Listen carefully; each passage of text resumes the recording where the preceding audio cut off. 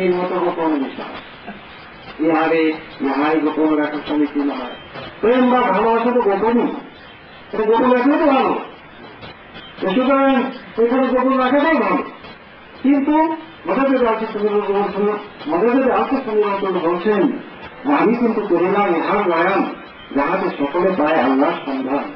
আমি শুধু এই কারণে এটা বয়ান করে গেলাম, বলে গেলাম, যাতে কেউ যদি আল্লাহকে ভালোবাসে এরকম লোকের হাতে যদি পড়েন এই কথাগুলা, এই দেখাগুলা, এই নসিহত, তারা আল্লাহর সম্মান পেয়ে যাবে, আল্লাহর পথে প্রতিকার করে তারা চেষ্টা চালাবে, তারা এই উচ্চ শ্রেষ্ঠ সর্বশ্রেষ্ঠ সহ যুবককে এই পরিবার মধ্যে দেখা দেওয়ার জন্য তারা হয়রান হয়ে যাবে, পাগল হয়ে যাবে।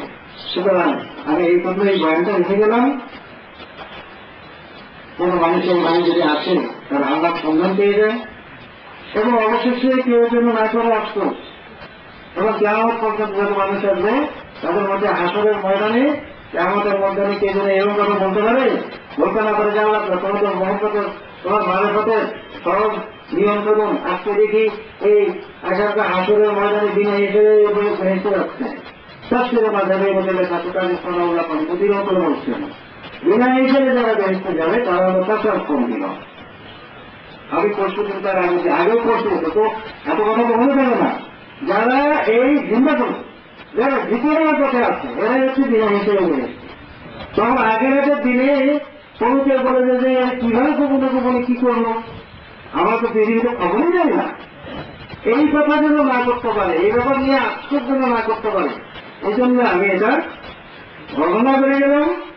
সেই জন্য কপালের দোষ না দিয়ে দোষ দিয়ে এই অভিনয় না করতে পারে যে আমরা কপালই ছিল না, নসিবের ছিল না। কপালের ছিল না তুমি জানো? কপাল কি জিনিস জানো? তকদির কি জিনিস, ভাগ্য কি জিনিস জানো? আছে কি নেই জানো? যখন রসুলের পাক সাল্লাল্লাহু আলাইহি তকদিরের প্রসঙ্গে সাহাবায়ে কেরাম আজমাইনকে বললেন যে আল্লাহ তাআলা তকদিরের উপরে মানতে হবে, তখন সাহাবায়ে কেরাম তাহলে তো আমাদের আমল করেছিল।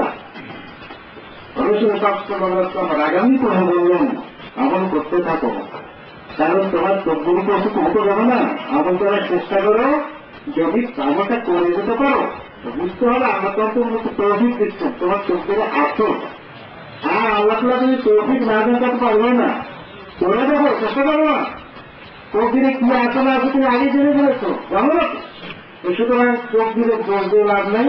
আমার ইন্নাল বালাগ আমাদের কাজ সংবাদ পৌঁছানো, এদিকে সময় আমরা ভালোবাসি তাদেরকে, শুধু একটাই সূত্র। আর হাদিস শরীফে দলিল আমার কাছে, যে যাকে ভালোবাসে তথা সেটা সঙ্গে। সুতরাং আমরা ভালোবাসি, আর ভালোবাসতে টাকা লাগবে, পয়সা লাগবে। আমরা ভালোবাসি এ ব্যাপারে আমাদের কোন সন্দেহ আছে? আমরা ভালোবাসি কথাটা ঠিক, আলহামদুলিল্লাহ আমরা ভালোবাসি। আল্লাহ তুমি ওটা আমাদের সাক্ষীকে গ্রহণ করো, আমাদের যে আমাদেরকে তারা সাক্ষী, আমরা যে আমাদের দিনে আমরা ভালোবাসি, এর মধ্যে কোনো ফাঁক নাই। আমরা অবশ্যই আমাদেরকে পরিচালনা ভালোবাসি। আল্লাহ তুমি আমাদেরকে ভালোবাসাকে গ্রহণ করে নাও।